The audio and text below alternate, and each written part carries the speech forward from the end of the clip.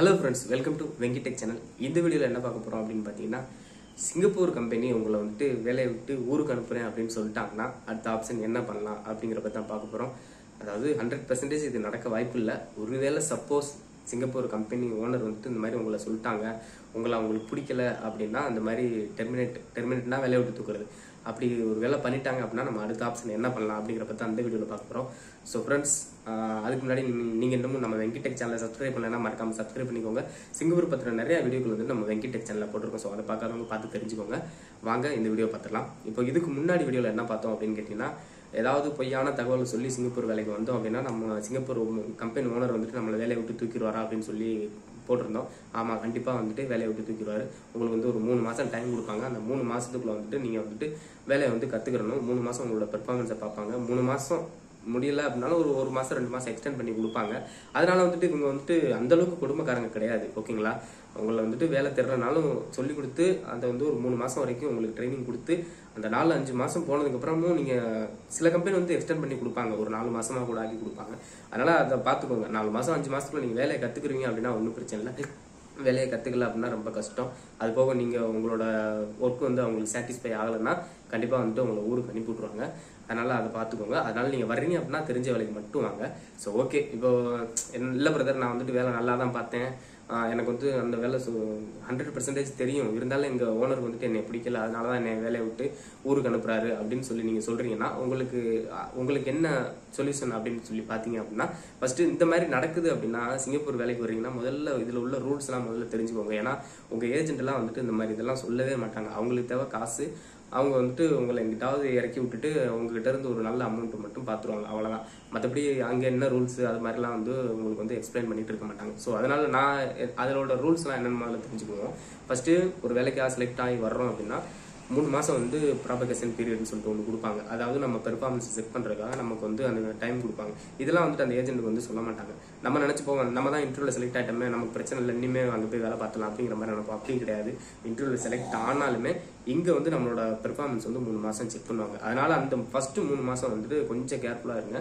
வேலை தெரியாத வேலைக்கு வந்தீங்கனாலும் அந்த வேலையை வந்து கத்துக்கிற மாதிரி வாங்க. ஓகேங்களா? இது ஒரு பக்கம். 3 மாசம் வந்து டைம் கொடுப்பாங்க. 3 மாசம் இல்லாட்டினாலும் 1 மாசம் எக்ஸ்டெண்ட் பண்ணி கொடுப்பாங்க. சரிப்பா, இன்னும் 1 மாசம் உனக்கு கொடுக்குறேன், அதுக்குள்ள கத்துக்க அப்படிங்கிற மாதிரி கொடுப்பாங்க. ஓகே, இப்போ இந்த 4 மாசத்துல நம்ம பெர்ஃபார்மன்ஸ் சரியில்லை அப்படின்னா கண்டிப்பா ஊருக்கு தான் அனுப்பி விடுவாங்க. அதுல வந்து மாற்றமே இல்லை. இப்போ ஊருக்கு அனுப்பி விடுறாங்க அப்படின்னா என்னென்ன ரூல்லாம் இருக்கு எம்ஓஎம்ல அப்படின்னு பாத்தீங்கன்னா, இப்போ உங்களை ஒருத்தவங்க உங்க கம்பெனி ஓனர் வந்து டெர்மினேட் பண்றாரு அப்படின்னா கண்டிப்பா வந்துட்டு உங்களுக்கு வந்து ஒரு நோட்டீஸ் லெட்டர் வந்து நோட்டீஸ் லெட்டர் வந்து கொடுக்கணும். இந்த ஒர்க்கர் வந்துட்டு, அதாவது வேலையை விட்டு சடனா தூக்க முடியாது. இப்போ இன்னைக்கு 10ஆம் தேதி, இப்போ உடனே ஒரு நாளைக்கு உன்னை வேலையை விட்டு தூக்குறேன் அப்படிங்கிற மாதிரி பண்ண முடியாது. அது வந்துட்டு எம்ஓஎம் ரூல் படி கிடையாது. அப்படிங்கிறப்போ அவர் என்ன பண்ணணும், அட்லீஸ்ட் உங்களுக்கு ஒரு 1 மந்த்தாவது டைம் கொடுக்கணும்.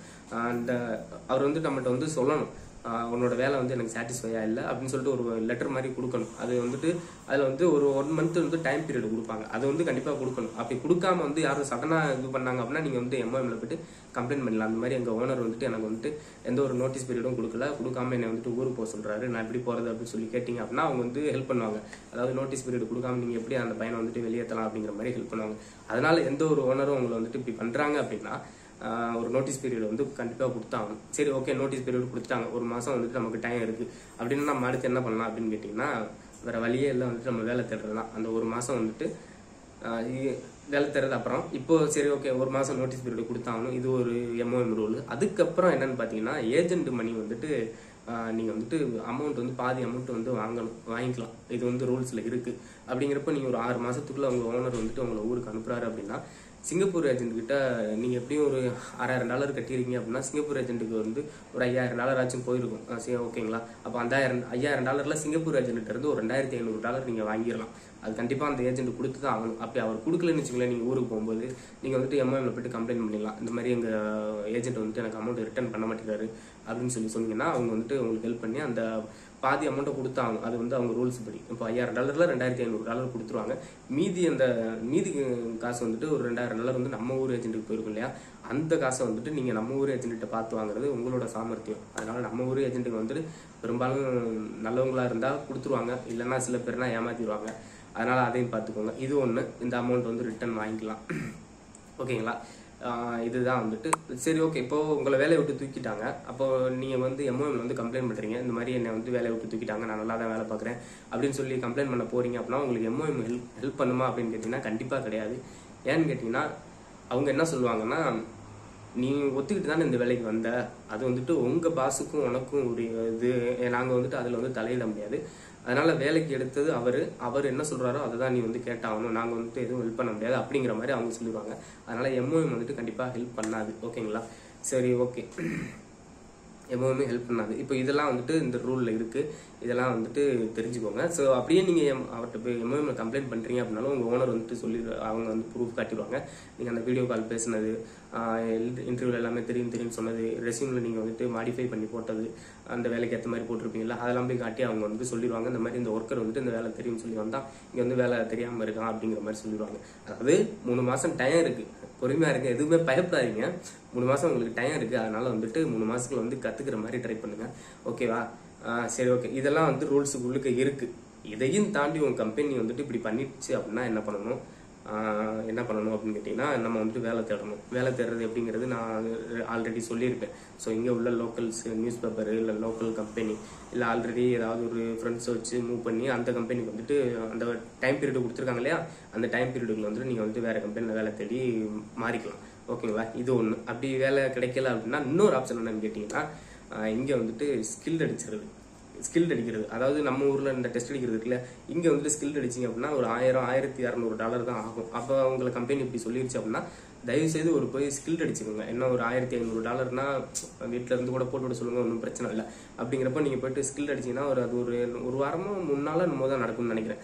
ஸோ அப்போது அந்த ஸ்கில் அடிச்சிட்டிங்க அப்படின்னா நீங்கள் அந்த வீட்டுக்கு போயிட்டீங்கன்னா கூட அந்த ஒர்க் பெர்மிட்டை வச்சு திரும்ப வந்துடலாம். அப்படிங்கிறப்ப என்டிஎஸ் பெர்மிட் எஸ்பாஸ் இல்லைனாலும் அந்த ஒர்க் பெர்மிட்டில் ஒரு 1 லட்சம் இல்லைனா ஃப்ரீயாக கூட வந்துடலாம். அப்படிங்கிறப்ப ஸ்கில் அடிச்சுட்டு போயிட்டீங்கன்னா உங்களுக்கு ஒரு ப்ளஸ்ஸு.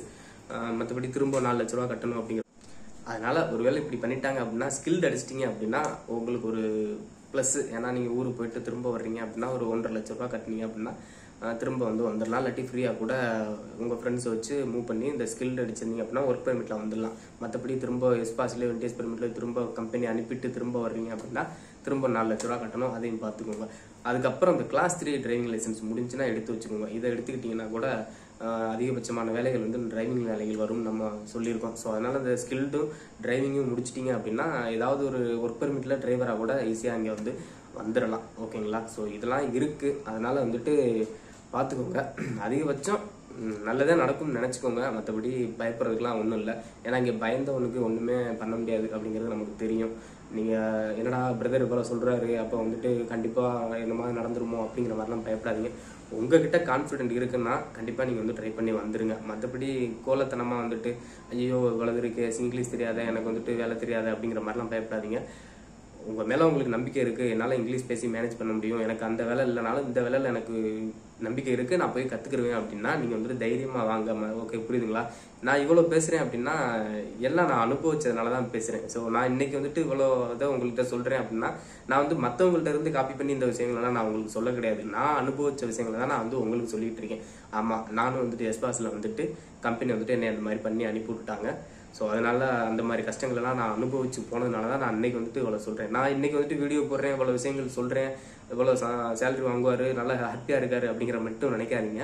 ஏன்னா எனக்கு பின்னாடியும் ஒரு கஷ்டமான பக்கங்கள் இருக்குது. அதெல்லாம் மறந்து நம்ம வந்துட்டு இன்றைக்கி வந்துட்டு 4-5 பேர்த்துக்கு சரி ஓகே நமக்கு தெரிஞ்சதை அவங்கள்ட்ட சொல்லுவோம். ஏன்னா நிறையா பேர் பார்த்தீங்கன்னா சிங்கப்பூர் வேலையை பற்றி கேட்குறீங்க வைக்கிறீங்க.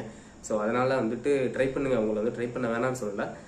அவங்களுக்கு ஒரு 1 லட்ச ரூபா 80,000 சம்பளம் கிடைக்குது அப்படிங்கிறக்கா நீங்கள் வந்து ட்ரை பண்ணாதீங்க. அதில் உள்ள இதையும் தெரிஞ்சுக்கோங்க. அதனால தான் உங்களுக்கு நான் அந்த ஏஜென்ட்லாம் சொல்ல மாட்டாங்க, இந்த எம்ஓஎம் ரூல்ஸ்லாம் இருக்குது அப்படிங்கிற பற்றி உங்களுக்கு நான் வந்து இதில் சொல்லியிருக்குது. ஸோ வேலைக்கு ஆசைப்படுறதுக்கு முன்னாடி அட்லீஸ்ட் இதெல்லாம் தெரிஞ்சுக்கிட்டு வாங்க. ஓகேங்களா? தெரிஞ்சுக்கிட்டு வந்தீங்கன்னா தான் நாளைக்கு நீங்கள் வந்துட்டு எதிர்த்து பேச முடியும். எனக்கு வந்துட்டு இந்த எம்ஓஎம்ல இந்த ரூல் இருக்குது, நீ அதை பண்ணணும் அப்படிங்கிற மாதிரி நீங்கள் அவங்ககிட்ட வந்து பேச முடியும். ஓகேங்களா? ஸோ அதனால் தெரிஞ்சுக்கோங்க, தெரிஞ்சுட்டு ட்ரை பண்ணுங்கள். மற்றபடி பயப்படாதீங்க. எதுவுமே துணிஞ்சு பண்ணுங்க. மற்ற என்ன அது அப்படின்னு பார்த்துக்கலாம். இப்போ என்னெல்லாம் பார்த்தீங்கன்னா என்னென்னா நான் எஸ்பாஸில் ரிட்டர்ன் ஆனதுக்கப்புறம் எனக்குலாம் என்னடா எப்படா அப்படிங்கிற மாதிரி இருந்துச்சு. அப்புறம் நான் ஒரு கட்டத்தில் யோசிச்சிட்டேன், என்னடா பெரிய சிங்கப்பூர் போய் பார்த்துருவோம்டா அப்படிங்கிற மைண்ட் செட்டுக்கு வந்துட்டேன். அதனால தான் இன்னைக்கு வந்துட்டு நான் இவ்வளோ இதுக்கு பேச முடியுது. ஸோ அதனால் எதுக்கும் பயப்படாதீங்க, துணிஞ்சு முடிவெடுங்க, நல்லதே நடக்கும். ஸோ அடுத்த வீடியோவில் பார்க்கலாம். மறக்காமல் நம்ம வெங்கிடெக் சேனலை சப்ஸ்கிரைப் பண்ணிக்கோங்க. அடுத்த வீடியோவில் நான் வந்து இன்னும் பல தகவல்களோடு வர்றேன். ஓகே.